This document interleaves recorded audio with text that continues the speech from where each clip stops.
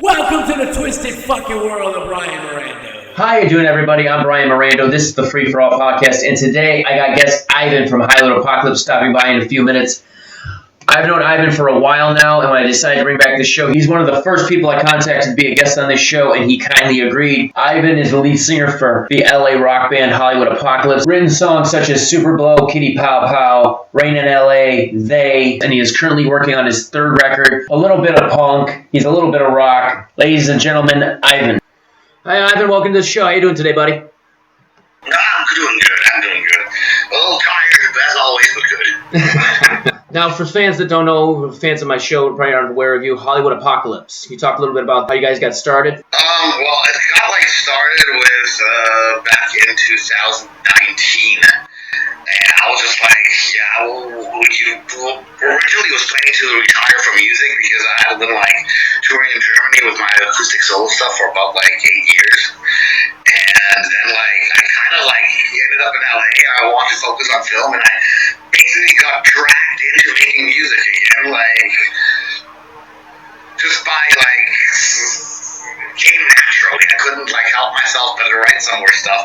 I got these two guys who just were around. I met them at other shows and we started making music, but it wasn't a serious thing until the pandemic came and the first record came out. And when I started working on the second album, that's where I met Rob and Roland and Philip, also known as Proto, who still played bass and drums to this very day. And after that, it just kept building up.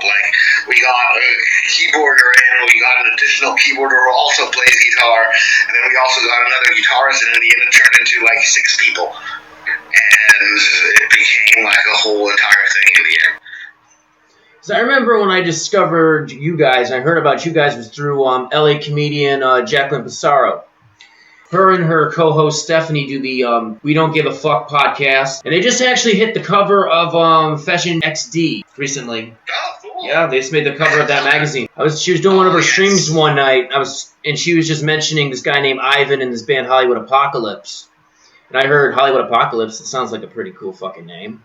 So I went and I looked you guys up, and this was right around the time when you guys released Super Blow. So I heard Super Blow. That was Super Blow, yeah. Super Blow is always our Super Bowl season song. We always play that live really directly between December and January. 3 months before the Super Bowl, we start playing it. And Super Bowl was actually written as an ironic sequel to Bon Jovi's Living on a Prayer. I had a feeling when I heard that, Living on a Prayer, I knew it was the Bon Jovi reference to that. I thought you were just referencing to that. I didn't realize it had a whole thing to do with the whole song. The entire concept of the song was what would happen to Tommy and Gina from Living on a Prayer if they didn't make it out there, if they ended up on Skid Row giving handjobs for some blow. And I just took that entire idea and painted an entire picture out of it. And it's a really good song too. I like that song.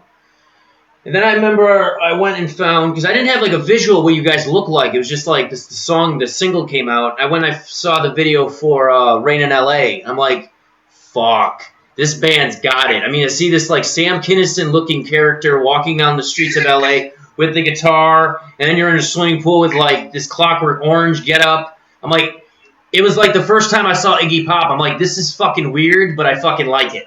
I've been a fan ever since. The idea of that video was earthquake, badass earthquake in LA, everything's shaking. Shit. Okay, stop. We just had a fucking earthquake. That's exciting. Or what's it's here for Rain in LA. For the video was I wanted to take all those iconic spots in Los Angeles, basically, Santa Monica Pier and Hollywood Boulevard, Hollywood Sign, and all those places, and turn them into you usually see them in movies and on TV, you see them in the sun and looking really beautiful and stuff. And I wanted to put those in like the pouring rain, like make making them all cloudy and gritty and everything. Well, I didn't consider when we were shooting the scenes at the Hollywood sign that you wouldn't be able to see the Hollywood sign at all. But if you see though, if you look at the parts where I'm standing on that cliff and it's all cloudy and you basically don't see anything around me, that's where the Hollywood sign is. Now it's funny you talk about the rain you guys get in Los Angeles. You're living here in Buffalo, we get a lot of snow. And what kills me is when you see these movies, these like Christmas holiday movies, you know, they got the guy and the girl, they're out in the snow, they're playing. It's always beautiful snow, and it's so white and fluffy. In real life in Buffalo, the snow is shit brown, it's dirty, you wouldn't even want to go anywhere near it. But they're out in the middle of nowhere, you know, yay, it's winter time, oh, I love you, throwing snowballs around. Like, no, after a day or two, that's going to turn shit brown, and it's not going to look as beautiful as it does in the films. So that's what I like about what your concept of that video was. Yeah, I've been in Buffalo a couple of times actually as a kid. Oh, have you? Toronto.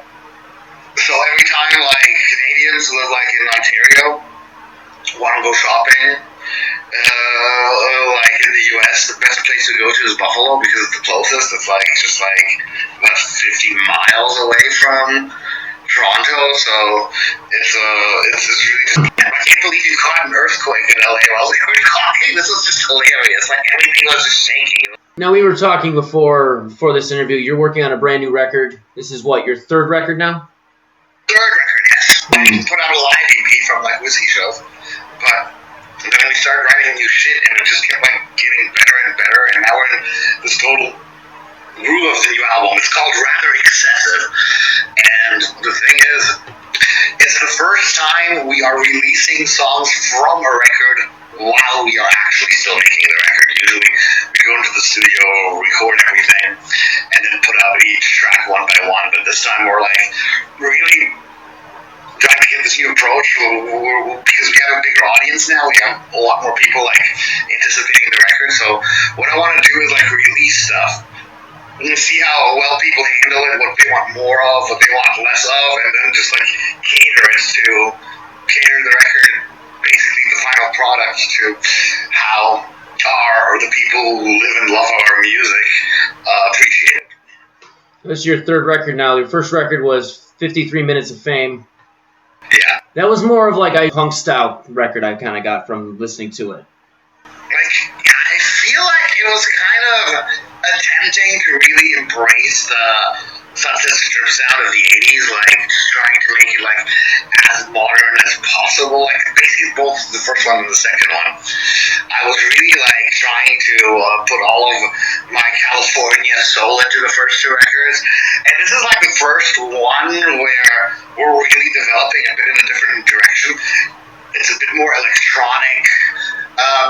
When it's punk rock, it's a lot more aggressive than on the older records, and when it's pop, it's a lot more poppier than it used to be. So it's going into both extremes that we're like known for, but in a hardcore way. Now I've noticed, like even with your second record, Bonus Diaz from Skid Row, I took note to it because I was listening to it last night and I was getting this interview all finished up.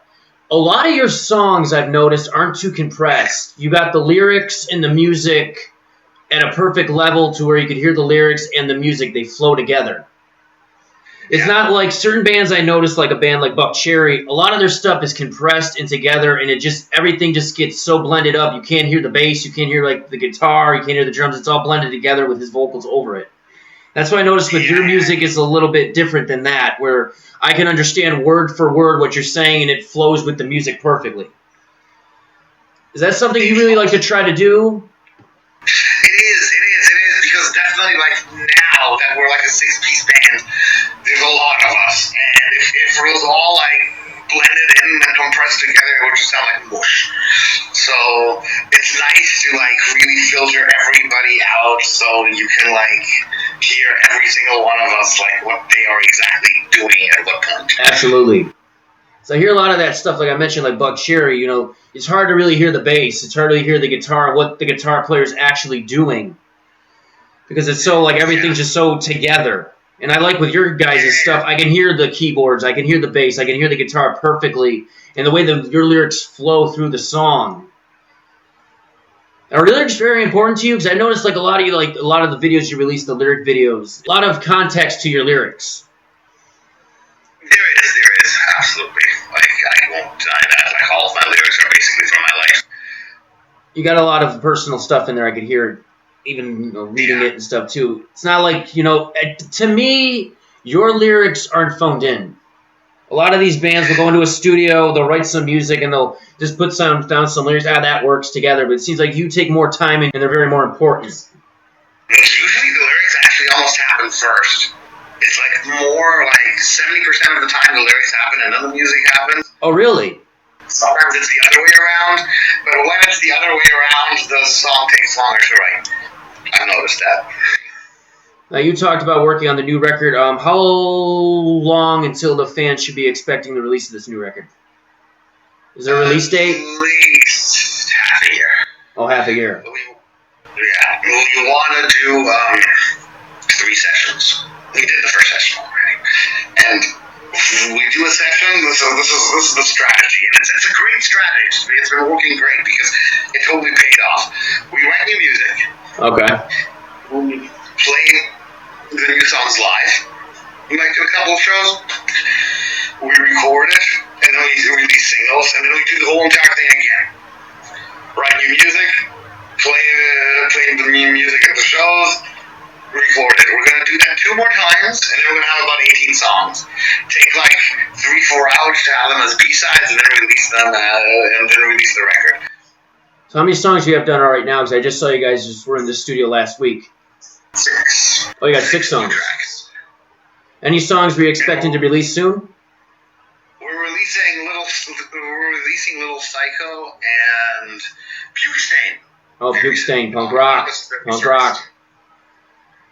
No, I just want to ask this question. I hear a lot of, I don't know if this is your intention, a lot of NoFX in your music. Were they an influence on you? It's unintentionally, but like I grew up like listening to a lot of like California punk, like The Offspring, Green Day, NoFX, of course, Rancid, and like I always loved NoFX, so it's definitely something that just kind of like while growing up with that music just like stayed with me, so it's pretty obvious that just you're hearing NoFX in our shit because like I really grew up listening to NoFX.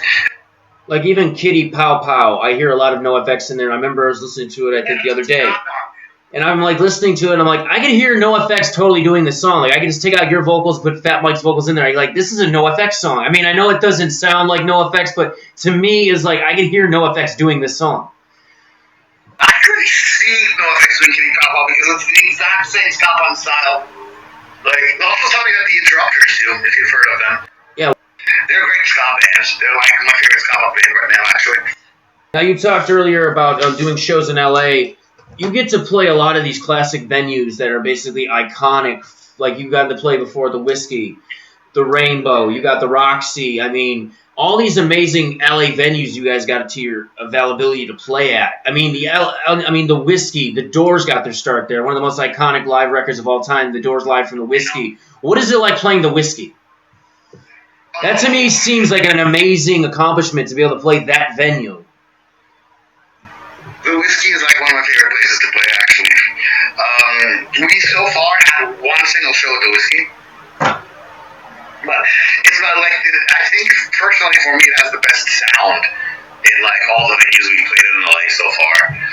And also like the best, my favorite green room actually too. And I just like, there's a whole different feel to the Whiskey because you actually like really feel the weight of how much history has happened in that place when you're standing on that stage. It's really like, that's the thing with LA, like a lot of cities have their landmarks, but they're like part of history and they don't like work anymore. Our landmarks, they have their historical moments, but they are all still open and they're all still intact. So like all these places, they never close down. They're still alive. Now, have you ever played the Rainbow? Yes, we started out at the Rainbow, actually. I'm actually throwing my birthday bash on at the Rainbow, like, with bands I picked myself. on October 2nd. It's going to be real fun.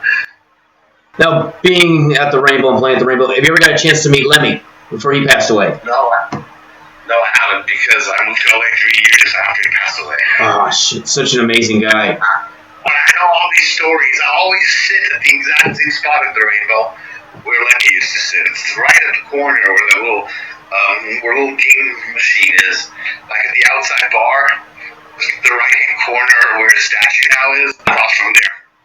Is his high score still there? Does he still hold a high score at that game? He still holds a high score there. Awesome. I remember years ago I was talking with somebody who worked at this club here in Buffalo, a club called the Sky Room. And he told me one time he got to do hospitality when Motorhead came into town. He said he walked into the green room, he got all their stuff prepared, their drinks, everything, all their accommodation set up. He never saw a fucking band go through that much Jack Daniels in his life. He said he walked back there a couple times, they're sitting there, another bottle on the ground, another empty bottle on the ground. He's like, how are these guys going to make it to the stage tonight? They went on stage, were phenomenal. He goes back there at the end of the show just to make sure everything was set up to their liking and how everything liked. Lemmy walks up to him, he goes, you did a great job tonight. Here, have a beer with Motorhead. He sat there, he cracked a beer and had a drink with Lemmy. It was like the coolest moment of his life. He was the nicest person. He said, never saw anybody go through more booze than Motorhead. But damn, I can imagine that, definitely. Totally perfectionate on stage, too. They didn't miss a beat. You would have thought they were back there drinking orange juice. Like, that's how spot-on professional these guys were and how much partying they could have done. It's amazing. Now, you talked before about coming to America from Germany. That must have been an amazing journey. Coming from a country like Germany and just coming into America. What was that like? Did you just wake up one day and said, fuck it, I'm going to America? Or was there like a lot of planning involved? Or how did that come about? I grew up in Canada. So, the American culture has never really been a stranger to me. It's always something like I've carried in my heart and in the way that I basically am. Like, there's always been a big part of American life inside me. So I didn't have any kind of culture shock or anything like that because I knew this place already from my childhood and everything. So basically, it all started out with just a trip to Vegas. I didn't think anything of it. And I decided to extend that trip with just flying down to LA for another 2 weeks. Oh, really? Yeah, and it's then when a friend of mine, he was living in this apartment. I am actually living in here now, and he was moving to a house in the hills. And there was this apartment here ready to get moved on to somebody else, and it just fell into place. I came here and I absolutely fell in love with the city completely. I remember the first time I walked into the Rainbow, I honestly fucking had tears in my eyes going up the stairs to the bathroom over there, seeing all those old posters, those old guitars, that whole entire collage of Guns N' Roses history on the wall. People who've been there know exactly what I'm talking about. And I just absolutely fell in love with LA. I fell in love with Hollywood. And then I was like, okay, fuck it, let's check this out. I always wanted to start a life in the U.S. And maybe do more film stuff too. And I decided to just give it a shot. Pack up. 1 month later, I packed up 1.5 suitcases and moved here with 1.5 suitcases. Classic LA story. It was kind of tricky because the thing is, I was still Canadian and I was still here on a tourist visa, and I had some real problems leaving the country and coming back to the country, and I wasn't familiar with the laws, and I needed to get a performer visa, and after that I needed to get artist visa, and I'm actually still in the process of migrating properly, but I think we're gonna get there. I think it's going good. I don't do anything illegal, really. I'm just a peaceful musician doing my shit. So, like, I don't think there should be a problem with me living here. I do a lot for the scene here, so. Now, how long? I hope it goes well. Now, how long did it take you to get your band started? How long did it take you to start getting into music when you moved here to LA? When you moved there to LA? Well, the thing is, like, I wanted to focus on film first, and I basically, like, I was actually thinking of retiring from music, but then, like, I just started writing again, and it started out as, like, this fun project with two dudes, and, like, during the pandemic, while we were working on the first record, it slowly started becoming more and more of a job. And then when we started working on the second record, and I met our drummer Roland and our bass player Philip,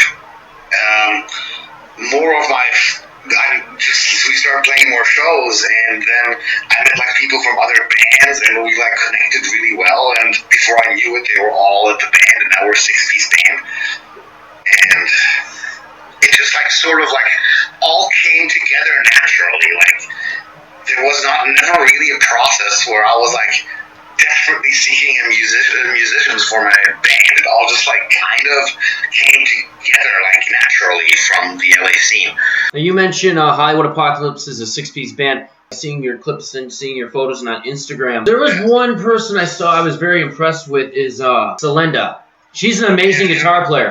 Is she a member of Hollywood Apocalypse, or is that just somebody that joins you on stage? She's a member? Okay. She's our newest member. She's been with us like for a bit over a year now. Okay. Because I remember I covered you guys last year. She wasn't there. Started doing shows again with her. Yeah, she's like, she's also on the new album. Like, okay. The tracks that are coming out now are all with Celinda on them, and she's actually like the busiest member of us. Like, I don't know when that girl sleeps. It's incredible how much music she actually plays. Like, she always amazes me. Like, what's also fun is that like Celinda comes from a very emo background. Yes, I've noticed that. She's not like a typical rock and roll guitar player. She doesn't act like a typical rock and roll guitar player. She's different. Not like your basic, like Nita Strauss style, or wearing the leather pants, the leather vest with the Ibanez, like every other female guitarist is doing. She's completely different. Has a different style to her, and that's what I like. I've heard her playing. It's amazing. It's phenomenal. And I'm like loving like what she's bringing to the new record, because like she triggers a lot of like things I used to be playing in my old punk band Without Talent back in the early and mid 2000s, and it's like we kind of like connect in this very like kind of like Green Day era, American Idiot, My Chemical Romance-y kind of like style of playing, and it really does wonders to like the new songs we're writing right now. It's, for example, we have like this one of our new songs called Bird on Fire. It's actually a 3/4. It's written like a waltz, and it sounds like the most dramatic rock opera-esque tragic piece. It's real fun to listen to. We're probably going to release that one around Halloween. I wanted to ask that before.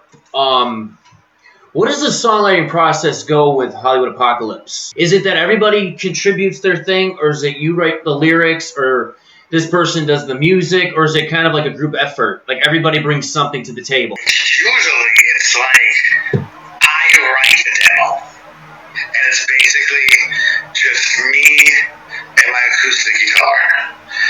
And then I take that and bring it into our rehearsal room, and then everybody puts their own thing on it, and that's how a song happens. Amazing process.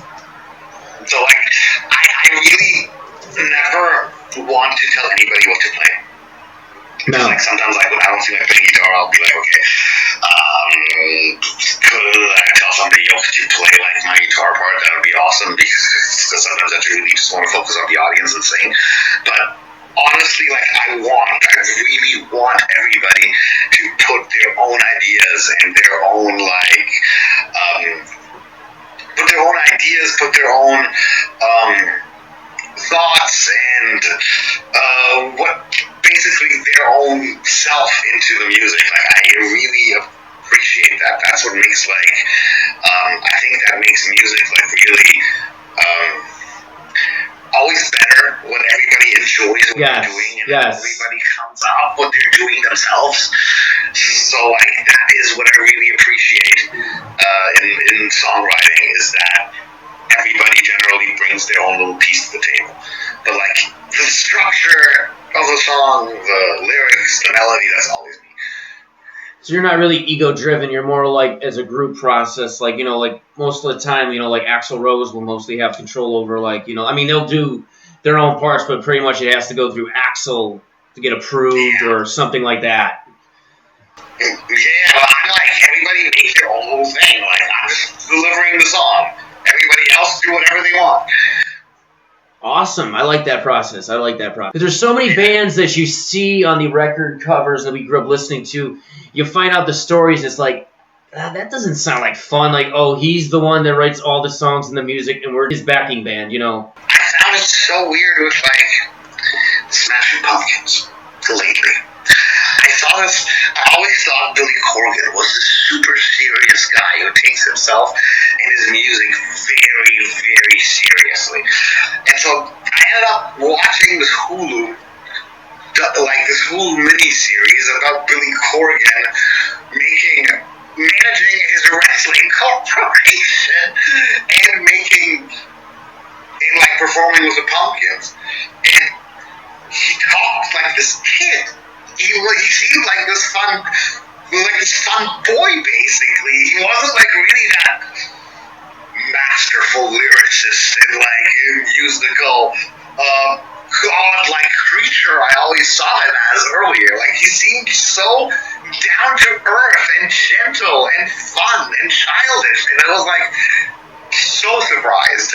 And I think you sometimes never really can tell how somebody is outside their music. So yeah, I got that feeling from Billy Corgan too. Even you see him in the videos, he's never smiling. He's always serious face, playing the guitar. Yeah. Even sometimes in the early interviews you would see with him, he kind of answer, sit back. Well, this song was written about this girl and and rock and roll, and you see him like that. It's that's the same guy. Weird too. Yeah. If you're watching this, he's constantly smiling, constantly making jokes. He's nervous. He's talking to he's having arguments with his wife because he's focusing on his wrestling thing too much. It's just so great seeing him as this regular. You get to see the other side of the person. Well, even people have said about Axl Rose too, they think he's kind of crazy and he's kind of this asshole. Everybody who's ever talked about Axl says what a great person he is. Yeah, I hear the exact same thing. Everybody just has kind words for Axl, but Axl's basically a hero here. Everybody in Guns N' Roses is on the Sunset Strip. They're still considered saints to this very day. We all are. We are all in love with Guns N' Roses, I think, in this town. What are your thoughts of Motley Crue out in LA right now? It's okay, you can be honest. My opinion kind of changed myself. I was a diehard Motley fan, but my opinions, I got a couple opinions myself. I just wish Neil would take a bit more care of himself and get back on track. Those videos of him performing live and mumbling most of the lyrics, it sounds like he's singing about Big Macs most of the time. Come on, Vince Neil, it isn't that hard. You're one of the most fit people on the planet back in the 90s and 80s. What happened to him? He just so let himself go. Well, there's rumors right now they're hitting the road together, Guns N' Roses and Vince Neil next year. You think? They basically came out. They haven't officially announced it, but they've come out and confirmed it's going to be Guns N' Roses, Motley Crue on the stadium tour. They're doing another stadium tour. It's going to be Guns and Motley. That would be fucking amazing. But, oh my God. They haven't announced any dates yet, but pretty much since last year they've been basically hinting and basically almost confirmed that it's going to happen. Nothing's been released yet, but that's what they're talking about. A Guns and Motley co-headlining stadium tour next year. I I remember, like, they used to hate each other. Like, Nikki Sixx and then Axl, they wanted to, like, box, I remember. It was Vince and Axl they wanted to box because of Izzy. It was Vince and Axl, I'm with you. Yeah, because of Izzy Stradlin hit his wife or something, yeah. yeah. So, like, I'm glad they cleared up your differences. Like, I buy, like, all the tickets to that tour if that was happening. Like, I saw Guns N' Roses on, I think about 7 or 8 times on, like, the last, since 2016, since they were united. They don't sell good in Buffalo. They don't do anything. They came here in '92 on the Illusion tour. They sold on that tour. I saw the statistics from it. That was like the lowest ticket selling concert of that tour. They came on the reunion tour, on the first leg of the reunion tour. They did. They took everybody from the 300 level and brought them down to the 100 level, the 200 level, and I think the 300 level weren't even sold. It sold so poorly here in Buffalo at the stadium here. Oh, wow. That was something I was shocked of too, yeah. When Motley Crue came to the arena on their farewell tour, they sold shit too. They took everybody from the 200 level and the 300 level, they brought them to the floor. So there's nothing but the floor and the 100 level were filled. They sold poorly too. Like, in this 20,000 seat venue, they only sold like 11,000 tickets. It was poor. Those two shows poorly sold in Buffalo. Damn. Wow, like last time I saw them was at the Hollywood Bowl, and I was like... They sold good when they came with the reunion. Motley Crue sold good when they came with Def Leppard and Poison and Joan Jett. That sold pretty well, but I think Def Leppard and Joan and Poison kind of had something to do with it too.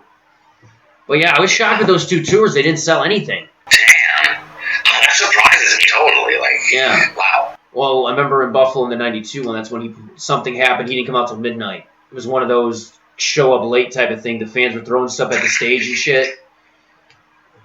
He came out like at midnight. Yeah, it was one of them performances. They didn't show up on time, and fans were getting mad. They were throwing stuff at the stage. People thought they were going to riot again. Well, like in St. Louis. The St. Louis riot is the most famous one. That's what kills me about today's generation. I'm glad you brought that up. You know, I saw something, I think this was last year, it was Cardi B, she threw a water bottle at somebody, or somebody threw water at her, and she went through the mic, and everybody went in like an uproar. I'm like, have you seen Axl Rose and the stuff that he does? Like, she just threw the mic off the stage and said, fuck this, I'm leaving. And everybody went crazy. Like, Axl Rose jumped off the stage and punched a guy in the face for taking his picture. Like, where have you guys been for the last 2 decades? Like, do you know anything about music, or are you just like one of these Instagram idiots that just finds their news from like Facebook? Imagine somebody would jump off the stage and beat somebody up for taking a picture today. Oh my god. I saw a video yesterday. It was this country singer. Some guy was heckling her, and she went on there and said, listen, sir, if you're going to be rude here, get the fuck out of my show. Get him out of here. Because he was just talking shit to her. She went on stage and says, you know, a lot of people don't understand this. You know, don't talk shit. Don't be mean to people. Everybody tormented this poor woman. I'm like, she's just stating her opinion. And in my opinion, if you want to be a fucking asshole, get the fuck out then. There's your choice. There's the door. You don't have to be a fucking dick. Why would you go to a show to, like, be an asshole or start a fight or something? I saw Garbage in December last year for the Carol Q Christmas show at SoFi Stadium. And, oh my god, like, there was somebody starting to fight Shirley Manson and her up for the song right away. And she, like, gets so fucking pissed. She's like, why the fuck you starting a fight in the middle of my fucking show? It's a fucking Christmas show. If you're gonna start a fucking fight, get the fuck out of here. It was really remarkable, actually. When I saw Motley Crue on the Crue Fest 2 with Godsmack, Drowning Pool, Charm City Devils, and there's a video actually on Loudwire. They do like the top 10 like concert interruptions or concert incidences. There's a video. I was at this show. Somebody threw a bottle at Vince. I didn't see the bottle get hit, but he's like, who the fuck threw that bottle? Like, is that you? You get the fuck out of here. I'm like, oh god. The show is gonna be, he's gonna leave. Like, the show's gonna be Guns N' Roses, he's gonna leave, show's canceled. I thought he was gonna walk off. But that show, when you see the bottle, him get hit with the bottle, I was at that show. Damn. And especially everybody wants to talk about the backing tracks.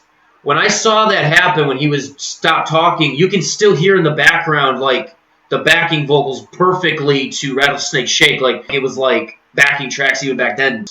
Oh, shit. like you can kind of hear a little bit of his voice added in there too, because he wasn't talking. Like he took the mic away from his mouth and he was like, standing there like just looking at the woman. Like you could see he wasn't even singing, he was just staring. And you could hear some part of his voice in the background. So it's like, and I started thinking, I'm like, are they using backing tracks? And this was back like what, 2009? Yeah, but the thing is, like, a lot of people use, like, backing tracks just, like, to amplify music and not, like, to, like, lip sync over it, so,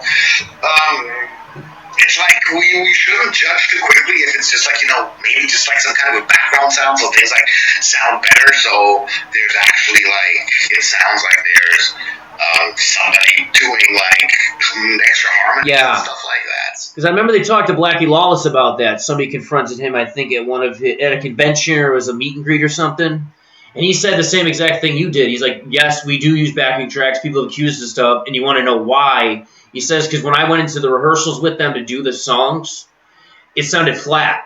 He says, when we brought in the backing tracks, and it sounded the way it did on the record. He said, I had goosebumps on my arms listening to this. Like, that's the way I want my audience to hear those songs. Yeah, it makes sense, yeah. I mean, and he says we're not doing it in like a conniving, secretive way. Like we're not trying to fool anybody to make us sound, make us look like we're these amazing musicians. We're doing it because we want you guys to have a good time and enjoy what you're hearing.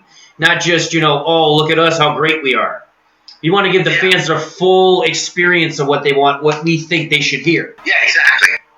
Now, being in Los Angeles, I really would like to talk to you about this because in the last couple of years, LA and Hollywood in general has gotten a bad rap due to the stuff that's been going on with the abuse allegations and accusations that have happened with a lot of actors, directors, musicians. I want to get your thought about that and what do you think about that? And have you experienced any of that stuff being out in LA or know of anybody? I have not experienced things like that myself. But I have heard things from other people. Like, a lot of it still goes on that some producers will, like, tell somebody, like that they're going to get a role or they're going to, like, get a record deal or shit like that if they, like, fuck or something like that. Like, that still happens. Like, but I think that's always been the case, like, generally all over the years. Like, since the 30s, 40s, like... Definitely. It's just something that we are becoming more aware of now because there's a camera around all the fucking time, and people can talk to spread awareness easily over social media and stuff like that, which is really cool. Like the Me Too movement really improved a lot of stuff and made like Hollywood and the entire industry kind of like clean up their act. But then again, we also got to look at like the other side of the coin, because I think this is something that isn't talked about enough either. Like the whole entire Johnny Depp and Amber Heard situation. Like, absolutely. Because I remember somebody pretends to be a victim, even though like they were not a victim. And I swear to fuck, like I am sure that like the same shit's going on with Marilyn Manson. Like, I believe that too. I say the same thing too. Personally, I think is innocent. I might be wrong, like, take that with a grain of salt, but I have, like, my faith is that, like, I think Marilyn Manson is, like, just somebody who goes into these consensual relationships, like, where these things happen, or, like you know what you sign up for when you're getting into a relationship with Marilyn Manson, and, like, from there it's consensual, and I think it's, like, somebody is, like, that there's certain people who are pretending that they never consented to the stuff, even though they did, because it's basically like,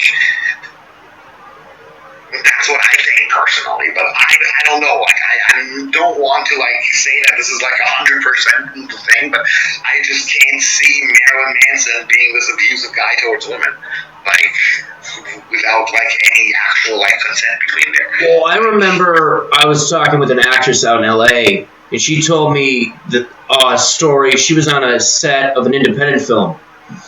And they said this girl came on the set. I don't know the girl's name. I don't know the project. But she said one of the girls was being a complete bitch to everybody on set. Just being a complete jerk. Demanding things, typical but L.A. Madonna. And the director came up to her and kind of tried to say, listen, if you're going to be this way, we're not going to be able to work together. She got mad and accused the director. And due to these allegations, and they had to shut down the production for this film for like 3 days. Pushed the production back because they had to stop filming and everything to investigate this. They had to question everybody on set. They had to question everybody, the camera people, the catering people, the actors. And this actually, I think, went to court or was going to go to court. I don't know what the results were, but they had to go all into court and testify on behalf of the director that this did not happen. Just because some person made an accusation for somebody, kind of like what you said before. So that stuff does happen too. Somebody just has, ulterior motives. Even like with Manson, I don't say the same thing either. All these things come out about Manson, but it's like with these people that haven't said anything 4 or 5 years ago, they're saying stuff that came out, 5 years ago, Manson. I mean, I saw somebody the other day said the same thing, Manson, did this to me back in 2007. There's more people coming out. 2007, that was like, how many years ago? All of a sudden, now you decide to say something? Like, come on. That's what gets me is like accusations from like 10 years ago. I'm like, why didn't it bother you when it first happened? If this happened and you went and reported it, fine. We'll look into it. But don't wait 10 fucking years and say, this guy did this to me 10 years ago. Before the Me Too movement and you were scared, that's also another thing. But 2007 is, I think, a bit past that. I mean, jeez. Wrong, though. I was wrong. There was also, Ron Jeremy, when Hollywood Apocalypse started, he used to hang out at the Rainbow a lot, and he'd be at our shows very often. And I, also, when Guns N' Roses played the Hollywood Palladium, I also, hung around with him, and he always seemed like a nice guy, and he would fall asleep mid-sentence because he had that thing, I don't know what it's called when people epilepsy fall asleep, yeah, exactly. Yeah, he had that, and I just could not imagine when people started accusing Ron Jeremy of rape and stuff like that. I could not imagine him doing that, but it turned out that he actually did it. He's in jail now. So is he in jail right now? Wait, is he in jail? He is in jail, yeah. Oh, I did not know that. I didn't hear about him getting arrested. I remember hearing on TMZ that he was accused, and I never heard anything of it since then. There was 2 women that came out and said he sexually assaulted them, and that they were looking to sue him for something. And then after that, I never heard a damn thing about it. This was about maybe a year and a half, 2 years ago I heard about this. It kind of went under during the pandemic, but Ron Jeremy's in jail. Wow. Yeah. It was proven that he actually raped 2 women. What also started too was with the Harvey Weinstein thing. Yeah. Well, with Weinstein, a lot of people don't know this. He got his start here in Buffalo. He went to film school here at the University of Buffalo. And how he started that empire with his film company was by promoting concerts in Buffalo. So all the big concerts that came to Buffalo went through him and his partner Corky. And I was working with the promoter that actually ended up doing business with the 2 of them. And they kind of told me a little bit about him and how he was kind of a fucking, scumbag, with girls and, get tickets this way and kind of not, I never saw anything I witnessed, him doing this or that, but, the accusations come around and stuff. And I was talking to this other woman who owned Kleinhans. It's our big theater out here. And then this was right after it came out. I asked, I said, did you ever do any business with Weinstein? She goes, I did. He came to my office one time, because back then, everything was done either faxing, phone calls, it wasn't texting, and, he came to the office one time, she said, it was the creepiest fucking feeling I got off that guy. And this was before he was famous, before he was the big movie producer. He said, I got the creepiest vibe off that motherfucker. Ever. Off him. I never liked him, even before. I never knew he was even a movie producer. The only thing I knew that his first film he produced was Paul McCartney's Wings Over America, the concert film. That was his first movie. I never knew he was the big shot Hollywood guy. I never knew any of that. I just knew him from promoting shows here in Buffalo and maybe doing the Wings movie. I'm big on, I love, Tarantino movies, so I basically, figured out who Harvey Weinstein was already in the 90s, because without that guy, Quentin would have never done Pulp Fiction. Yeah. It would have never happened. I mean, but just because he does the Pulp Fiction thing doesn't mean he's a fucking dirtbag. And we're not sitting here defending, and we're not on this show defending any of these people's behaviors. We think they're fucking scumbags, and if you're guilty of doing this, fuck off. Absolutely. I want to make that clear. If they're innocent, it's like Johnny Depp. Everybody crucified Johnny Depp and find out, he was innocent. Yeah. I mean, even with those text messages that they mentioned him sending to, other actors and stuff like that, that to me was just kind of tongue-in-cheek type of thing. Like, how many times have you got into an argument with a friend or something, you're texting your friend, this guy's a fucking dick, I'd love to, I'd love to do this and I'd love to do that. You didn't actually do it, you're just saying it, She went there and tried to railroad him in his career, and look at her career now. She's in England doing what? Nothing. Yeah. And unfortunately with Johnny, he lost Pirates of the Caribbean, which I think they're trying to get him back to do, but... Yeah. I think he agreed to that even for like an insane, stupid amount of money, but I'm not sure. Yes. But I do think that Johnny's doing another Pirates film. I think he is. Is he doing another one? Like I said, with these film producers all the time, there's always, rumors of movies coming out or they're in talks. It's one of those things until we actually see a release date or a trailer or a photo of him on set, it's just all speculation. Yeah, I just really wanted to bring that point up because I wanted to talk to somebody that's actually from LA instead of just being people from New York that really just go on what you see on social media and just speculation instead of somebody who's actually there and around people who are directors and actors. And when you're in the situation, it's either harder to figure out who, if somebody is like a fucking bad guy or not, because you, as an artist, always depend on people showing up to your shows and shit like that. So for example, like I mentioned before, Ron Jeremy, I always loved him around. He seemed like such a nice guy, and never in a million years I thought he was a fucking rapist. Never. Why would a fucking retired porn star who's still fucked like a maniac feel the need to rape somebody? Why? Why would he do that? It didn't make any sense to me. So, that's just this example, that it could be anyone. Oh, definitely. Just I was hanging out years ago, about maybe 10 years ago, I was in a strip joint in Canada. And the owner was throwing up a special, dancer special, and they had a couple porn stars there. One of them was Seika was there, and a couple other girls that were there. I was sitting there, I was talking to them.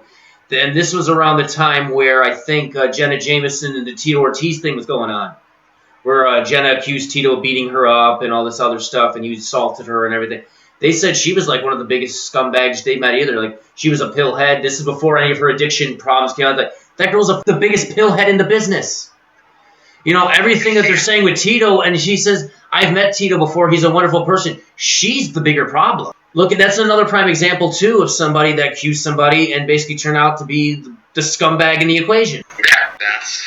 I remember when I found that out, too. I was like, oh, really? It's not known, but she's got a massive pill issue. She's got a massive drug problem, which is why you really don't see her around that often anymore, or even hear about her anymore, making appearances here, making appearances there. She's kind of, clean and under the radar. What I find interesting, Tara Reid is also such a fascinating case. You keep reading, every couple of months you read an article about Tara Reid making a comeback.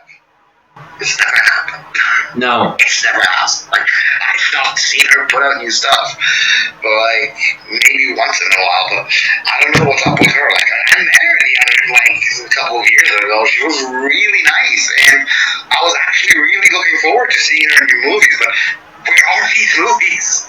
Well, they tried to do a deal with fucking Casey Anthony. They tried to sign her to a film deal, the one that with daughter missing and everything. And they basically, tried to do this deal, and the actors were like, no. We're not going to do, I don't care if this is, an adult film, I'm not going to perform with this fucking scumbag.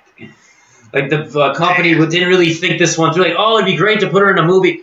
Who is she going to perform with? Nobody wants to deal with the person that murdered her kid or was accused of murdering her child. Because a lot of these people, unfortunately, they do what they do, but they have kids and, families too. Even if you're in the porn industry, it's still a moral thing. I'm not going to do a scene with a fucking murderer. What the fuck is wrong with you?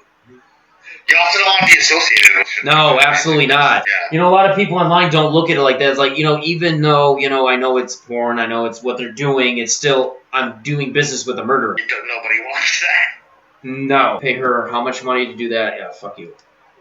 Did you see that documentary with her? No, I didn't. Oh, I didn't see it either. How about the thing with the Quiet on the Set? Did you see the documentary Quiet on the Set? I did. I saw that. That was one thing too. I didn't get a chance to see it, but I saw clips of it online. The whole Drake Bell thing. The whole Drake Bell, saying that he was, assaulted by his manager. Like, that's supposed to make anything that he did any better. He's trying to play it like he was like a victim. That doesn't hold any water with me. I understand if you were attacked by your manager and assaulted, that's terrible. That guy's a fucking asshole. But you did almost the same thing that your manager did, and then you want to go out there and cry to me about it? Yeah, that doesn't give you the right, just because you got assaulted, that doesn't give you the right to assault somebody else. Exactly. It should do the exact opposite. It should show you, like, this is what you're not supposed to do. It's actually, like, be a better person and not fall into the same steps that, like, your abuser actually, like, made, with people react so strangely to things. It doesn't make sense. Well, I remember even his co-star, I forgot his name, Matthew Underwood. He played, I forgot what character he played on the show he was on. He got arrested years ago in L.A. for drug possession. I forgot a couple of things. The girl he was hanging with was like, he was like 20-something. The girl was like 16, 17. And he claimed that he was assaulted by his manager, and that's why he left Hollywood. I'm like, but you were caught in a room with a 16-year-old. I mean, like, that doesn't sound good either, man. Well, they claimed also Ariana Grande kept it quiet, that she took the hush money. This is why she hasn't came out about any of this shit. I think she just, like, doesn't want to be associated with stuff like that. She's got a really big career going on right now. Like, does Drake Bell have anything going for himself? No. So, of course he's going to be talking about this shit, so he's going to, like, so that he stays relevant today. Like, if he was having, like, making big money in the movies and some shit like that, he wouldn't be talking about this shit at all. Well, the only thing about... That's who you are, the less you feel like talking about shit like that. Well, the thing that drives me crazy, and I'm not defending these assholes either, they didn't go to these directors that were kind of, accused either and got their side of the story. It was almost like, directors, actors, abuse. Why didn't you go to the directors that apparently are being accused and ask them to be a part of this? I'm sure they would have their side of the story as well. Because now that Dan, whatever the hell, who did the Nickelodeon thing, he's coming out with the movie apparently defending himself. Or whatever, I forgot his name. Yeah. I was expecting a lot more Dan Schneider shit to come out of Quiet on Set. A lot, but it was like, he actually, in the end of, after that documentary, actually got away looking better than he used to before. Oh, yeah. Dan Schneider actually looked better, it felt like they portrayed him in a better way than people's opinion were before the documentary. But my question is, with all this stuff going on, is where are the fucking parents when this shit's going down? Like, I heard some actress online said, doing a TV show, the TV show got canceled, and she got an offer from her manager to go out to a lunch meeting with her friend to talk about another show. And he made a comment, I had a fantasy of having you and your best friend over here, and they were like maybe 15 years old at the time. He's like, my parents is that. I don't give a shit if you're an actor. I don't give a crap what you are. I'm going to these meetings or sending somebody there with you to make sure this shit ain't going on. Like, where are the parents when all this shit's going on? Like, just because she's 15 years old making more money than you doesn't give you a right to just let her go freely lance off to fucking Hollywood and do whatever the fuck goes on there. Unless you're a complete fucking idiot. People let a lot of shit happen if the paycheck's right. Have you read Britney's book, for example? I've not, no. Like, that is a prime example of parents extorting their children. Like, the thing is, like, as soon as, I don't know, I personally am always, tried never to be like that, and I never was like that. I'm more like, I don't give that much of a fuck about money as most people do, but then I always get so shocked when I see how personalities and entire people change completely as soon as money is involved. You don't even have to have that money. As soon as there's talk of money, something happens in their eyes. They start going crazy. It's weird. Well, I just saw an interview. They did an interview, I think, with Tom Hanks' son. Tom and his wife raised him like a normal person. He says they are not about the money. They've never been about the money. They're not even about fucking Hollywood. He says, why do you think my dad's name has never been dragged through the mud with these accusations? He says he wasn't there involved with any of this shit. He said basically he'd go to the set, do his job, go home. He says those red carpet events fucking sucked for them. He said they would complain like, fuck, tonight we got to go to a red carpet event. Shit. It's like no different than like your average person on the street having to work on like a Sunday. Like, oh shit, I gotta work the Sunday shift. Oh crap. That's the way he said his father looked at it. It's like, this is like working a Sunday for me. Like, I don't want to fucking go to this thing. But the producers and the directors make you have to go and dance on the carpet and take your stupid pictures. And he says promoting the movie, I got no problem sitting down promoting the movie, but just the extra Hollywood paparazzi fame thing, it never appealed to them. Funny that you bring that up because every time you see Tom Hanks in a red carpet, he looks so bored and annoyed. Like at the Oscars and shit like that, he looks like he's having fun. But like if it's just like a red carpet or a premiere or something, you totally see like that. He doesn't like doing it. He hates doing it. He just doesn't like that type of shit. A lot of people don't like that stuff either. I was reading a book by a director in Canada, Bruce McDonald, and he said he would go to these fancy, LA parties, like where all the directors would mingle, get to know each other and stuff too. He's like, it's kind of fun in the beginning. It's like, oh my god, there's a Whoopi Goldberg, and after a while, it's like these are just a bunch of jackasses, just trying to look good in front of people. Like it's just it's a great way to get connected in the beginning, but after a while, it's just the same old shit. Yeah, that's true. In the beginning when you're there, it's like, yeah, this is awesome. But as you do it for 5, 6, 7, 8 years, and it's the same cocktail party, the same actors sharing the same fucking stories. Basically, yeah. It's not as glamorous as you think it would be. No, it's not. It's not. It's really not. Like, it does be, at some point, it does become a rerun of a rerun.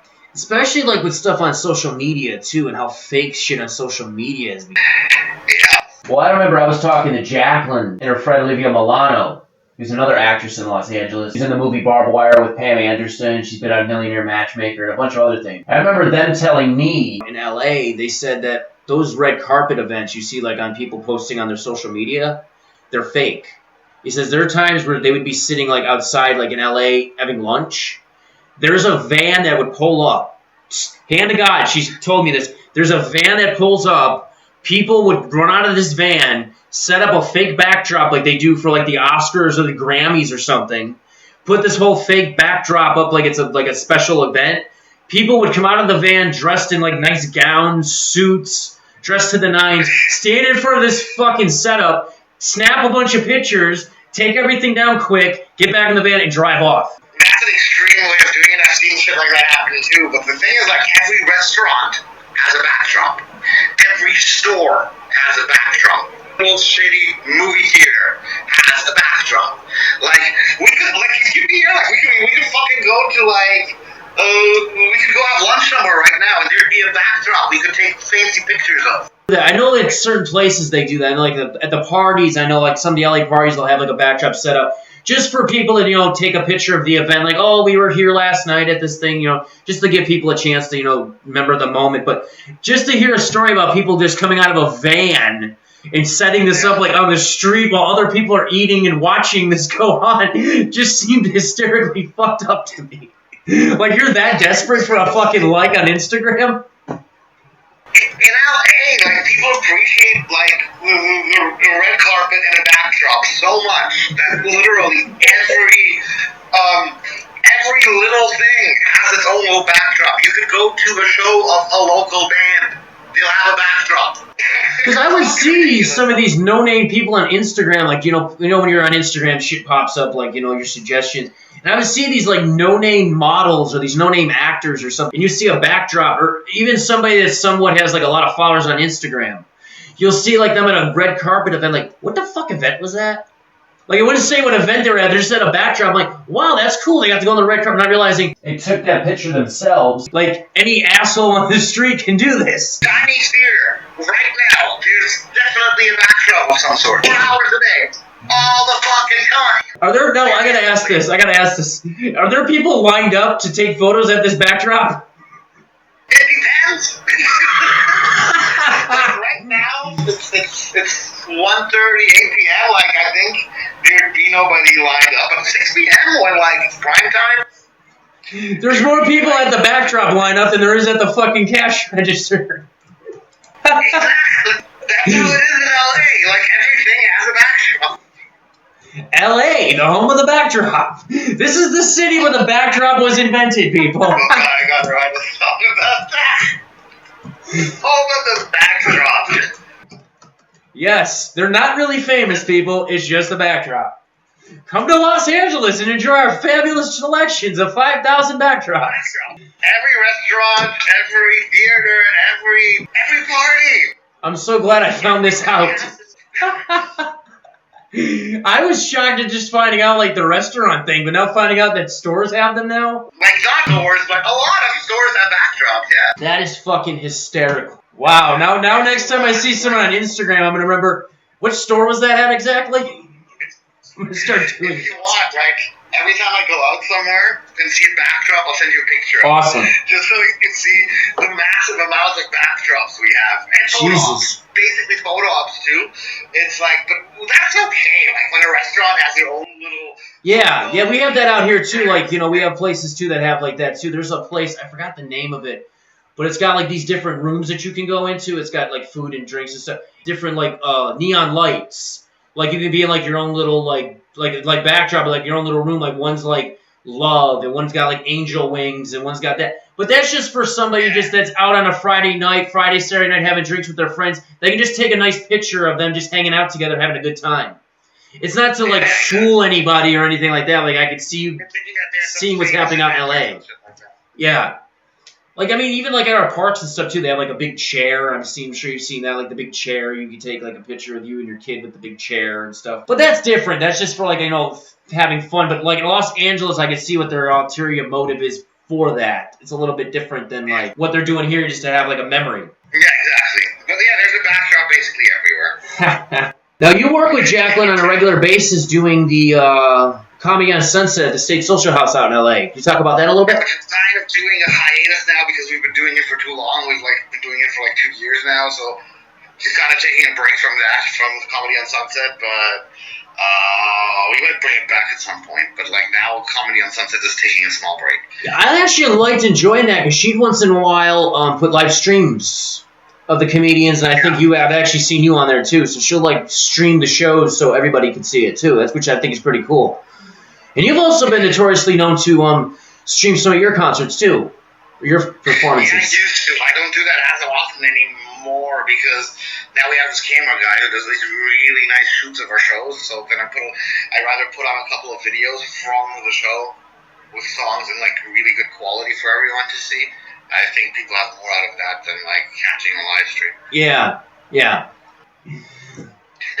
Well, we're about to get ready to wrap this show up. Now, on this show, I have a segment called The Hot Seat. I got a list of questions here I want to ask you, just to get to know you a little bit better.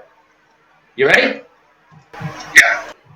First question, Stones or the Beatles? Stones. Why? I generally am not a big fan of Paul McCartney. Paul McCartney's influence on the Beatles always kind of bored me out. I love John Lennon as a songwriter, but it's the consistency of the Stones that always got to me. They didn't have their 4 years where they were big and then everybody went on their separate paths. The Stones are still fucking killing it they were doing in the 60s. They just played SoFi the other day, and then as far as I know, they totally tore the place apart. And it's basically, well, I see the Beatles more as a boy band and the Stones more of a rock band. Okay.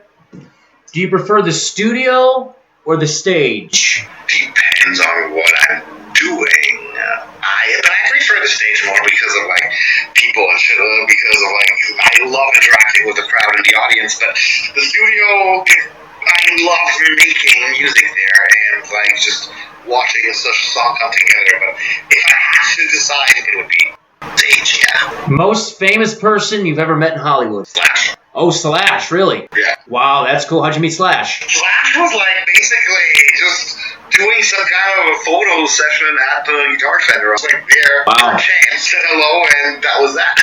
Oh, cool. Also, Duff McKagan. I've met him at a show of his daughters. Okay. Yeah, I know she's making music now, too, yeah. We basically stood beside each other. He was wearing his COVID mask so nobody would recognize him. It was right when the pandemic was ending, and we like just stood there like watching Grace McKagan play, and she had a great show, and like he gave me a hug, and it was a really nice encounter, basically. Yeah. So. What kind of music does Grace play? I know she's a musician. I'm not really familiar with her work. It's kind of like Blondie, but more punk rock. Oh, okay. Like punk rock Blondie. Oh, cool, punk. Okay, this is going to be a hard question for you, I have a feeling. American Idiot or The Black Parade? American Idiot. Even though I do love The Black Parade. I got to go American Idiot, too. Because Green Day and Guns N' Roses that like have shaped me as a person, but like The Black Parade is one of my favorite albums. Both albums are in my top 10, but like American Idiot is my top 3. Well, I like telling people about those two records that was like the last time I can remember where anybody you knew that was into music owned those two records. Like nowadays a record comes out, a select group of people get it, but that was a record everybody knew that everybody either owned it, listened to it, heard it, knew of it. It was like the last time that it was like our version and our generation's like Frampton Comes Alive. Exactly. It was one of those things. Everybody had the record. Everybody talked about the record. American Idiot was like one of the biggest records at the time. Then I think American Idiot came out first. Then I think Black Parade. I think it was like that. American Idiot came out. Then Black Parade came out. Everybody went crazy for American Idiot. Then Black Parade came out, and they gave it the same response. So that's like one of the last times I can remember that everybody kind of agreed and kind of came together of these two classic albums. And they're both fantastic albums. Yeah. They're both absolutely incredible records. The first concert you ever attended? Madonna. Really? What year? 1991. Oh, okay. Yeah. What venue? It was Skydome, Toronto. Oh, okay. What was the first guitar you ever owned? It was a really cheap nylon guitar. Really, really cheap. I don't even know what brand it is. I think I got it for $100 or something. It's still in Germany.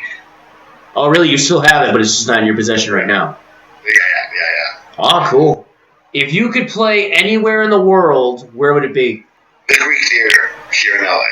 Really? It's the best sound, and it's the sweetest little theater. It's my favorite venue on the planet. Oh, really? It's not too many people. It's not too little people. Wherever you are sitting, you have a great view of the stage. The sound is absolutely fantastic. The stage looks beautiful. The backdrop of the stage is perfect because, you see Hollywood in all its glory. It's just a wonderful venue. Last question. The craziest thing you've ever seen happen at a gig? Oh, my God. Or you can give us a couple stories if you want to. It doesn't have to just be one. Because just by that response, I can tell you've seen some crazy shit. There was a fight at a garbage show. Shirley Manson interrupted it and told the people who were starting the fight to get the fuck out of the show. What else was totally crazy? Oh yeah, there was a thunderstorm during a Guns N' Roses show. And Axl slipped and fell, and they had to postpone the show for an hour, break it off, stop it for an hour in Düsseldorf, Germany. Is that when he broke his leg? No. That was before the new tour started. We were all worried that Axl was going to cancel the first show of the Not in the Cyclone tour, but he appeared in that David Grohl's Throne thing. Yeah, I was just about to say, I thought that might have been the show when he slipped. What show did they do the first ever show when they got back together? It was the secret show. I was there. No, that was here in LA, but I wasn't there. That was the Tower Records. I think they did the one of the Rainbow? It was the Rainbow, I think they did that? No, you can't. It was probably, I don't know if it was in the Tower Records or in the Whiskey, but they're literally beside each other. I think it was the Whiskey. Tower Records is now a Supreme store. And the show after that was in Vegas, and I was there for the Vegas show. That was the first time they've ever got, I remember the first time they got back together was Coachella. That was when they first ever, nobody saw them rehearsing, nobody did that. Nobody knew if they were even going to show up, if it was bullshit, if Axl was going to show up. It was just, Guns N' Roses is headlining Coachella, be there. And then they did their show, and then it was supposed to be, I think, a 1 or 2 night show? Huh? They did play 2 Vegas shows before Coachella, at the T-Mobile Arena in Vegas, yeah. Okay. Right when it opened. All right. I just saw last week you announced this on your Instagram, but you're doing New Year's Eve at the Whiskey with LA Gun. I've still looking for a band, and I get these emails when they need like other bands to play certain shows. I was like, oh my god, LA Guns New Year's Eve show. It's basically a whiskey tradition. They play the whiskey every New Year's Eve. Like, I think for the last 10 years, basically. And I was like, hey, why not? Like, I just hit the whiskey up, and I was like, yo, we'd love to join that bill. Like, I always wanted to do the New Year's Eve show with the LA Guns, and then they after just checking in with them, we're like, yeah, cool, you guys are in, and we're doing New Year's Eve for this show now. We're opening it. We're making it happen. We're the first band playing that night. Oh, awesome. Now, you just mentioned they send you an email? Yeah.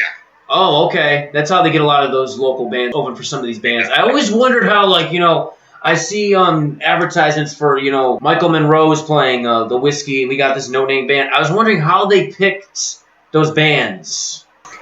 No, they basically, when you play the whiskey once, okay, you're in their, little email newsletter, and every time, there's certain shows available, where they think you would fit, you can, just hit them up, and they make it happen. Oh, okay, that's cool. I didn't know that.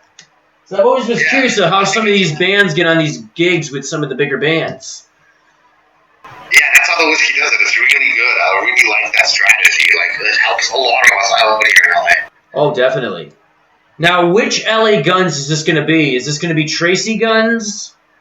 Or is this going to be one of the other LA Guns? Because I know for the last couple of years they've been feuding. I know Tracy Guns has had his LA Guns. I know Steve Riley has his version of LA Guns. Do you know what version of LA Guns this is going to be? I have no idea. I'm hoping for the Tracy Guns version, but we'll see. We'll find out. I never really know which it's going to be. Oh, okay. Because I know, like I said, a couple of years ago they were feuding, and then, they went and Tracy had his version going on. They had a female singer for a minute. She didn't last too long, and then Steve Riley took the name and went and had his version of LA Guns. Then there was a show where I know Steve Riley was doing a show right down the street from Tracy doing a show, and I think Tracy canceled.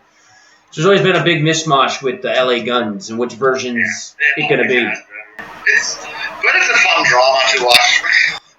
Well, I remember the same thing happened real quick. I remember the same thing happened with the Choir Boys. They had the Choir Boys were playing, I think, the whiskey last year.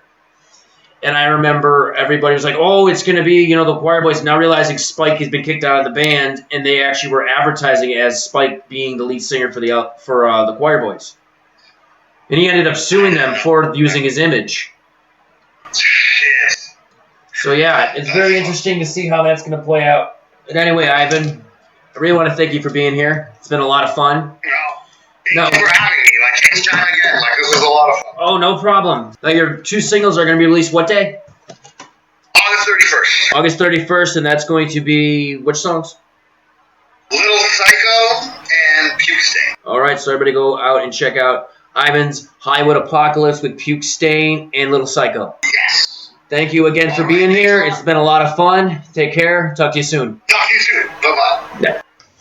All right, everybody. That's it for today. I want to thank Ivan from Hollywood Apocalypse for stopping by. Everybody go check out his new singles, Puke Stain and Little Psycho, coming out August 31st. And make sure to tune in next week as I sit down with former drummer of the Headstones, Dale Harrison. I cannot fucking wait for that interview. But until then, do good to others like you do to yourself. I'm out of here.